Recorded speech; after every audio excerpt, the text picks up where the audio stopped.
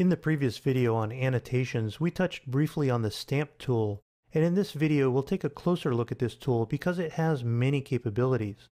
If we click on the stamp tool in the annotations category of the comment panel, we can choose from various types of built-in stamps.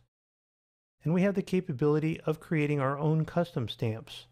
Before using this tool, we may even consider showing the stamps palette, which brings it out here as a floating window, and it makes it convenient if we're stamping documents. It may be easier to keep this out and available while we're using it. Notice first of all that the palette opens to the favorite stamps. We can add the stamps we use most often to this section. All we have to do is select any of the stamps here and then add them to the document just by clicking.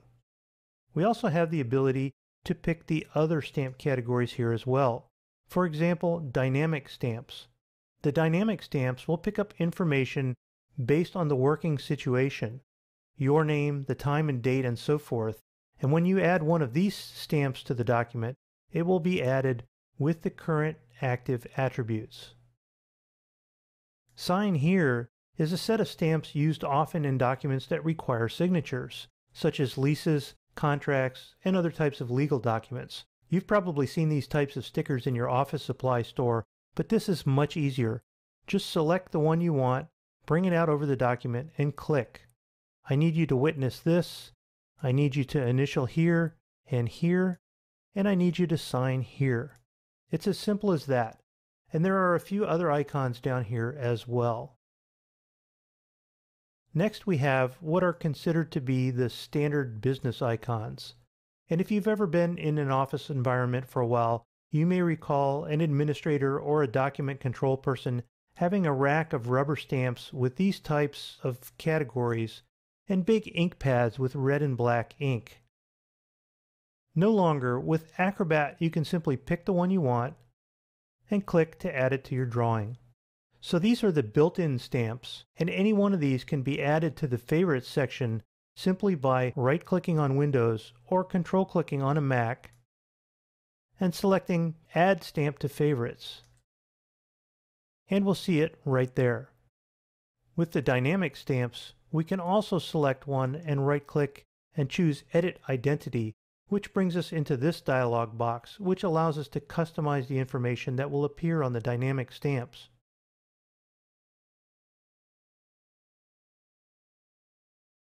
We can also use this very same context menu to remove stamps from the favorites list if we're no longer using them. Simply select Remove Stamp from Favorites. Finally, we have the ability to import and create custom stamps. We can click here and then browse to a graphics file on our hard drive. In this case, we'll go to the working files in the Chapter 7 folder and make sure to change the file type. We'll switch this over to PNG, but notice that there are many file types supported for stamps. Here in the Chapter 7 folder, we have the file cfoapproved.png, and we'll select that and click Open.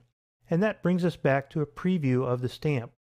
And when we click on OK, we can give our stamp a name and pick the category. We can even add new categories by typing them in right here.